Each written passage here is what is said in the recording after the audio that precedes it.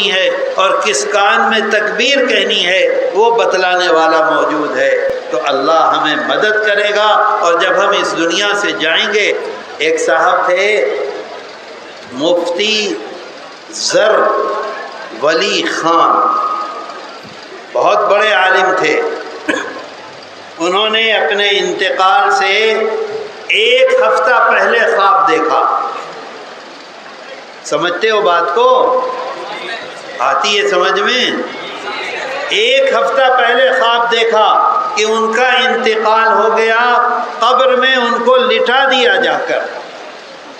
قبر میں لیٹنے کے بعد ایک بہت خوبصورت حسین آدمی آیا اور ان کے سرہانے آ کر، سرہانہ سمجھتے ہو؟ سر کی طرف آ کر کھڑا ہو گیا۔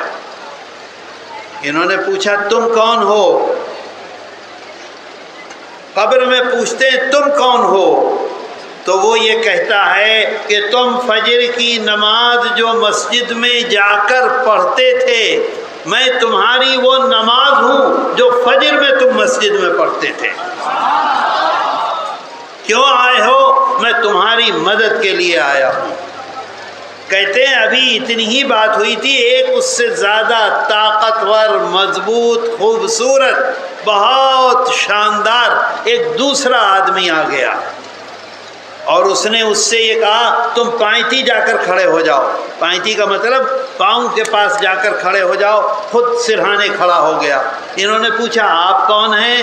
کہا کہ میں جو تم فجر کی نماز کے بعد قرآن کی تفسیر بیان کرتے تھے، میں وہ تفسیر بیان کرنے والے وہ قرآن ہوں، تمہارے لیے آیا ہوں۔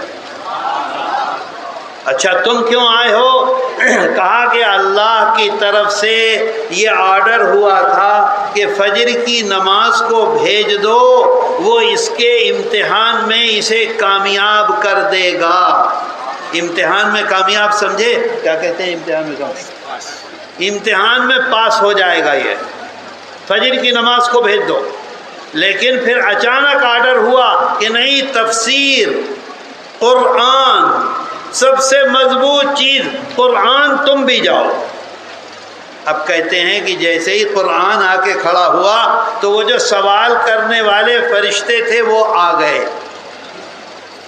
ان کے پاس ایک پورا کاغذ ہے، اس کاغذ میں وہ آئے ہیں من ربک وما دینک ومن ھذا الرجل، یہ لکھا ہوا ہے، اور وہ آ گئے۔ انہوں نے پوچھا کیا لائے ہو؟ یہ جو قرآن ہے سرہانے کھڑا ہوا ہے، یہ ان سے پوچھتا ہے کیا لائے ہو؟ ان کا صاحب یہ سوال ہے۔ جیسے ابھی آپ نے انعام دیا ہے، سوال صحیح جواب دیا تو انعام ملا ہے نا۔ سب مدرسوں کو یہ سوال ہے۔ کہا اچھا کیا ہے؟ تو کہا کہ ومن ھذا الرجل وما دینک ومن، لکھو۔ وہ ایک ایک سوال بولتا رہا، یہ جو یہ کھڑے ہوئے تھے قرآن مضبوط، یہ اس کا جواب دیتے رہے۔ ان سے نہیں پوچھا مفتی سے، یہ لکھو۔ انہوں نے کہا اور کیا؟ انہوں نے کہا یہ لکھو۔ انہوں نے کہا اور کیا؟ انہوں نے کہا یہ لکھو۔ تینوں سوالوں کا جواب وہ جو قرآن مضبوط کھڑا ہوا تھا اس نے لکھوا دیا، اور کہا جاؤ جاؤ، اب یہاں تمہارا کوئی کام نہیں، تم جس کام کے لیے آئے تھے وہ میں نے کر دیا۔ جب وہ چلے گئے تو مفتی زر ولی خان سے قرآن نے یہ بات کہی کہ عین موقع پر آرڈر ہوا کہ تم بھی جاؤ، نہیں تو فجر کی نماز کو بھیجا گیا تھا۔ اب دیکھیے ہمارا کام ختم ہو گیا، ہم دونوں یہاں سے جا رہے ہیں۔ یہ جو سامنے والی دیوار ہے، دیوار سمجھتے ہو؟ قبر کی جو سامنے والی دیوار ہے، اس میں جنت کی کھڑکی کھلے گی۔ کھڑکی سمجھے؟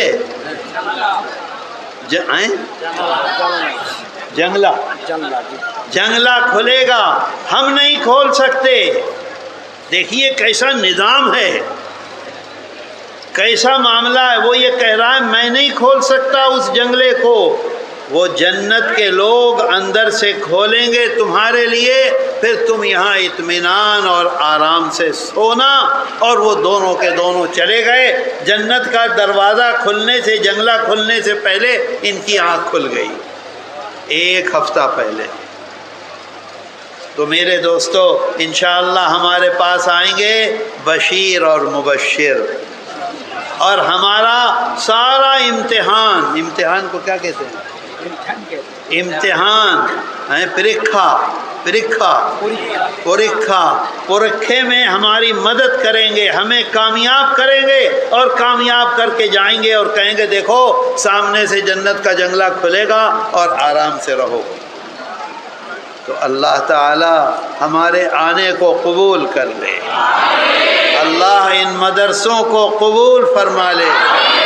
یہ علماء، کسی کا کپڑا پھٹا ہوا ہے، کسی کا کپڑا میلا ہے، کسی نے 4 دن سے کرتا نہیں پہنا ہے، جوتا ٹوٹا ہوا ہے، چپل ٹوٹا ہوا ہے، اس در پہ جا رہا ہے کہ لاؤ پیسہ، اس در پہ جا رہا ہے لاؤ پیسہ، اس کے ہاں جا رہا ہے کھانے کے لیے دے دو، اس کے ہاں جا رہا ہے تنخواہ کے لیے دے دو، پھر رہا ہے۔ اللہ اس کے پھرنے کو قبول کر لے، اللہ اس دنیا میں بھی اس کو بدلہ دے اور آخرت میں بھی بہترین بدلہ عطا فرمائے۔ ابھی یہ حسن تقریر کر رہے تھے وعباد الرحمن یمشون علی الارض ہونا، 12 صفات ہیں۔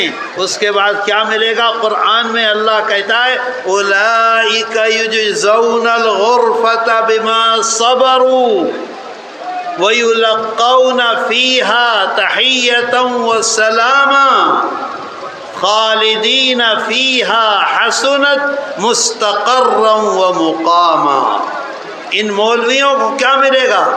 یجزون الغرفۃ بما صبروا، پوری زندگی لگے رہے۔ یہ مولانا بیٹھے ہوئے ہیں انوار، پوری زندگی گزر گئی، قبر میں جانے کے لیے تیار ہیں، لگے ہوئے ہیں، محنت کر رہے ہیں، کوشش کر رہے ہیں۔ ایک مالدار آ رہا ہے اس کی خوشامد میں، اسے پکڑ کے میرے پاس لا رہے ہیں، اس سے مصافحہ کر لو۔ کیوں؟ مدرسے کو کچھ دے دے گا، ان کو اپنا نہیں چاہیے۔ دوسرا مالدار آ رہا ہے، اسے پکڑ کے لا رہے ہیں، اس کے بچے پر دعا پڑھ دو، مدرسے کو دے دے گا۔ بے عزت ہو رہے ہیں اس کے سامنے، اس کی خوشامد کر رہے ہیں۔ بما صبروا، اللہ کہتا ہے مستقل اس کام کو کیا۔ یہ علماء ہیں، یہ محتممین ہیں، یہ شیوخ الحدیث ہیں، یہ فضلاء ہیں، مستقل محنت کر رہے ہیں۔ نصر اللہ ہے اتنا موٹا آدمی، ایسے چلتا ہے، لیکن محنت میں لگا ہوا ہے۔ قرآن میں اللہ نے اعلان کر دیا بما صبروا، ان کو ایسے گھر ملیں گے کہ جنتی ان گھروں کو دیکھیں گے تو جیسے ہمیں تارے نظر آتے ہیں ایسے وہ تارے نظر آئیں گے، تاروں کی طرح سے ان کو گھر ملیں گے انشاءاللہ۔ یہ عباد الرحمن ہیں، یہ اللہ کے بندے ہیں، اللہ ان سے محبت کرتا ہے، یہ اپنے خدا سے محبت کرتے ہیں اور خدا کے دین کو اور خدا کی کتاب کو، اس کی حفاظت کے لیے اپنا تن من دھن لگائے ہوئے ہیں۔ میرے دوستو یہ معمولی بات نہیں، میرے دل میں اتنی قدر ہے، اس وقت اتنی قدر ہے کہ میں آپ سے زبان سے ادا نہیں کر سکتا۔ میں نے دیکھا ایک آ رہے ہیں میلے کپڑے پہنے ہوئے، میلی پگڑی لگائے ہوئے، آج جبکہ انہوں نے کپڑے اچھے پہننے کی کوشش کی ہے لیکن ہے ہی نہیں، لگے ہوئے ہیں، محنت میں لگے ہوئے ہیں۔ کس لیے؟ اگر یہ لوگ جائیں اور بڑے بڑے شہروں میں جا کر، کیا کہتے ہیں مجھے وہ کرتے ہیں لڑکے بمبئی میں جا کے ٹیوشن، اگر یہ ٹیوشن پڑھانے لگیں 50,000 روپیہ کمائیں گے، لیکن صرف اپنے بچوں کو پالیں گے، صرف اپنے بچوں کی حفاظت کریں گے۔ نہیں، ٹیوشن میں نہیں جا رہے ہیں، پیسہ نہیں ملتا، آدھا سال گزر گیا، تنخواہ نہیں ہے دینے کے لیے، لیکن اللہ کے کلام کی حفاظت کے لیے ہیں۔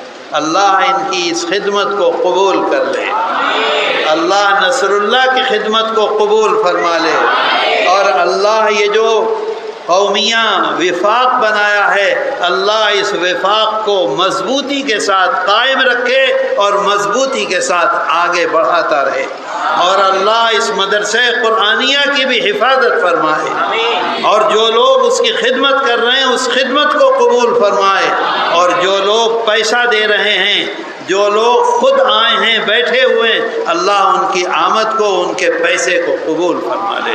وآخر دعوانا ان الحمد للہ رب العالمین، وصلی اللہ تعالی علی خیر خلقہ محمد وآلہ وصحبہ اجمعین برحمتک یا ارحم الراحمین۔